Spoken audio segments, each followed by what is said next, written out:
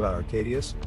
Perhaps you've heard my name in the annals of history, but today, I want to take you on a personal journey through my life, as if we were old friends meeting for the first time. Picture yourself in the late 4th century AD, a time of political intrigue, military strife, and religious fervor. My story unfolds amidst these dramatic backdrops. I was born in 377 or 378 AD, in the illustrious city of Constantinople, the jewel of the Eastern Roman Empire.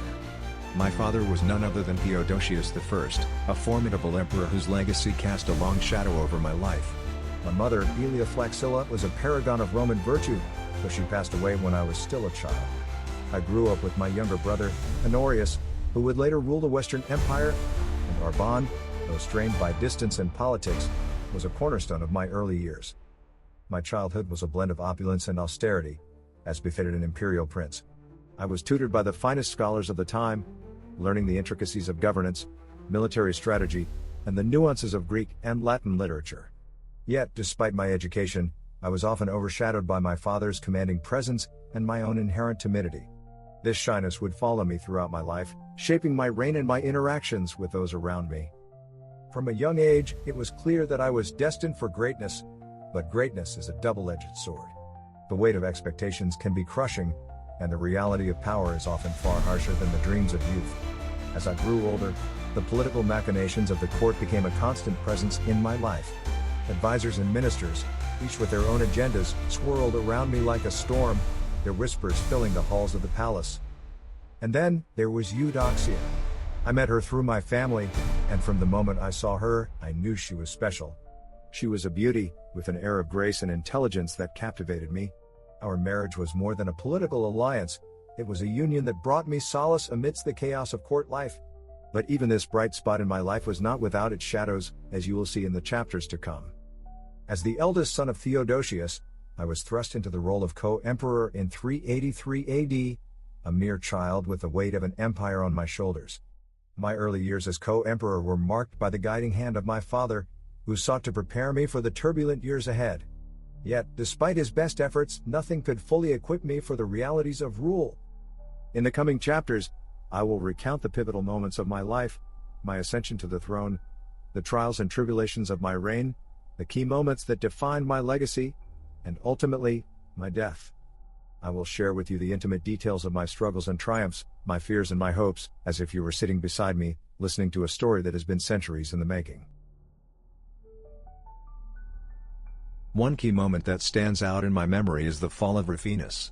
His ambition and machinations eventually led to his downfall, and the manner of his end was both dramatic and gruesome.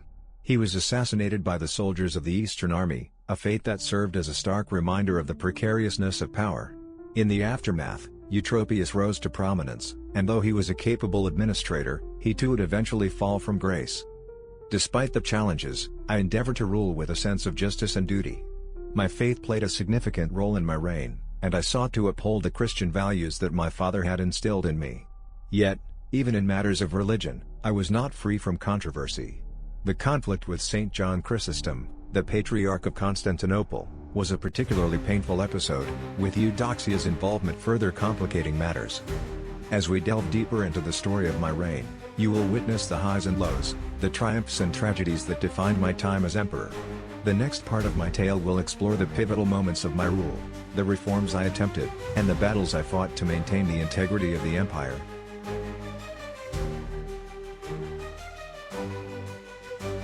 One of the key moments of my reign was the association of my son, Theodosius II, with my own rule in 402 AD. By elevating him to the position of co-emperor, I sought to ensure a smooth transition of power and the continuity of the dynasty.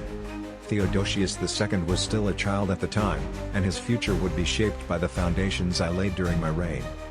As I reflect on my time as emperor, I am reminded of the many trials and tribulations I faced. The constant struggle to assert my authority, the manipulation by ambitious ministers, the external threats from barbarian invaders, and the internal conflicts within the church all shaped my reign. Yet, despite these challenges, I strove to uphold the legacy of my father and maintain the integrity of the empire. In the next part of my tale, I will recount the final years of my reign and the events leading up to my death. It is a story filled with both triumph and tragedy, as the burdens of rule eventually took their toll. Stay with me, dear friend. As we continue this journey through the life of Arcadius, a man who navigated the treacherous waters of the late Roman Empire with determination and resilience. Do you know the feeling of an inevitable end drawing near? As I recount the final chapter of my life, the burden of my reign and the toll it took on me become all too apparent. My years as emperor were marked by relentless challenges and a constant struggle to maintain stability within the empire. As the sun began to set on my reign, the weight of those years pressed heavily upon me. The year was 408 AD, and my health had begun to fail. I had spent my entire life under the shadow of immense responsibility, and the strain had taken its toll. I was only in my early 30s, but I felt much older. The constant political maneuvering, the external threats from barbarian invasions, and the internal strife within the empire had left me physically and mentally exhausted. My once vibrant spirit was now weary, and my body could no longer keep pace with the demands of the throne. In my final days, I found solace in my faith and in the presence of my family. My beloved wife, Eudoxia, had passed away several years earlier, and her absence was a deep wound that never fully healed. My children, including my son Theodosius II, were a source of comfort, and I took solace in knowing that Theodosius would continue the legacy of our family. I hoped that the lessons I had imparted and the foundations I had laid would guide him in the turbulent years to come. The end came quietly, on May 1, 408 AD. I passed away in the imperial palace of Constantinople, surrounded by the few trusted advisors and family members who had remained loyal to me. My death marked the end of an era, but it also signaled the beginning of a new chapter for the Eastern Roman Empire. The transition of power to Theodosius II was smooth, thanks to the preparations I had made during my reign. My son, still young and impressionable, would now take on the mantle of leadership, guided by the regency of trusted advisors. In the wake of my death, the empire faced many of the same challenges that had defined my reign. The Gothic threat remained ever present, and internal divisions continued to test the strength of the empire. Yet, there was also hope. Theodosius II, though young, had the potential to be a great ruler, and I believed that he could steer the empire through the stormy seas that lay ahead. As we look back on my life, it is clear that my reign was a time of great turmoil and transition. I was not the strongest or most decisive of emperors, but I did my best to navigate the complexities of the late Roman Empire. I faced manipulation and betrayal, but I also experienced moments of triumph and joy.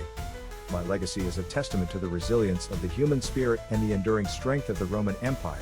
In the next part of my story, we will explore the legacy I left behind and the impact of my reign on the history of the Roman Empire. My contributions, though often overshadowed by the more dramatic events of the time, played a crucial role in shaping the future of the empire.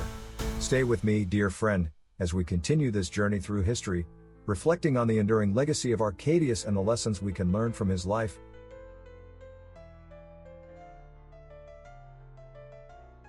Do you ever wonder how the echoes of your life will resonate through the ages? As I reflect on my legacy, I am filled with a mixture of pride and regret. My reign was fraught with challenges, and I often felt like a marionette dancing to the tunes of those around me. Yet, despite the many difficulties, I made my mark on history and left a legacy that would shape the Roman Empire for generations to come. One of my most enduring contributions was the establishment of my son, Theodosius II, as co-emperor. By elevating him to this position in 402 AD, I ensured a smooth transition of power and laid the groundwork for the stability of the empire. Theodosius II's long reign would be marked by significant achievements, including the codification of Roman laws in the Theodosian Code, a monumental work that preserved and organized the legal foundations of the empire. This achievement was a direct continuation of the efforts I began during my reign to strengthen the administrative and legal structures of the empire. My reign also saw the continuation of the religious policies initiated by my father, Theodosius I. The promotion of Christianity as the state religion and the suppression of pagan practices were significant aspects of my rule. Despite the conflicts and controversies, such as the exile of St. John Chrysostom, these policies helped to solidify the Christian identity of the Roman Empire. This religious transformation had profound and lasting effects on the cultural and spiritual landscape of the empire and the world. The political landscape of my reign was dominated by powerful ministers and advisors who often sought to control the reins of power. While this made my rule appear weak and ineffectual to some, it also highlighted the importance of strong and capable administration. Figures like Rufinus and Eutropius, despite their flaws, played crucial roles in managing the empire's affairs. Their influence, both positive and negative, underscored the complexities of governance in a time of great turmoil. The Gothic threat, which loomed large over my reign, was another significant aspect of my legacy. My attempts to manage this threat through treaties and military engagements laid the groundwork for future interactions between the Roman Empire and the barbarian tribes. The eventual settlement of the Goths within the empire and their integration into Roman society were developments that would have far-reaching implications.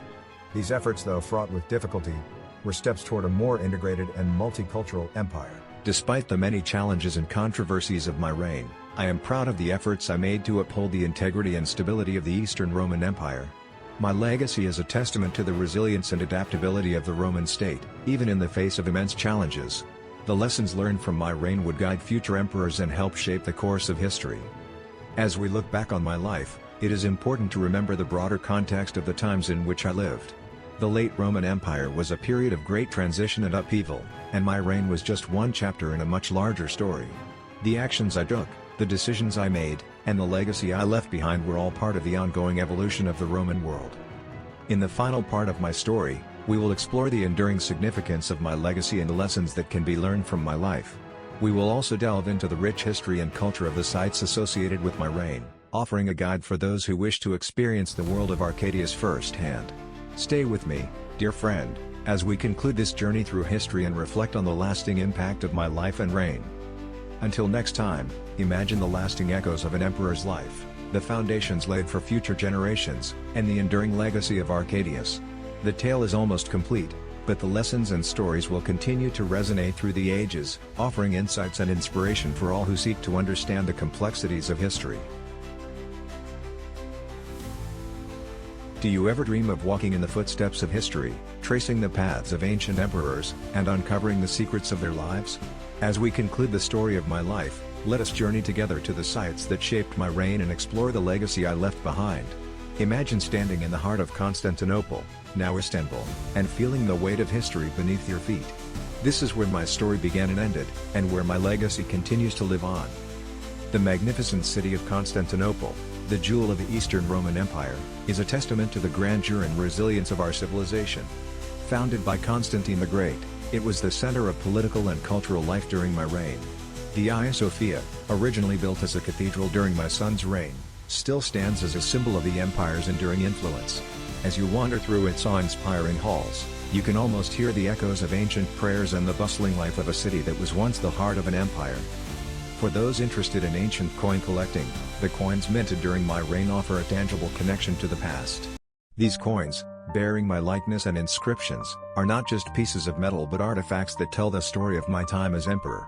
Collecting these coins is like holding a piece of history in your hands, a reminder of the complex and fascinating world of the Roman Empire.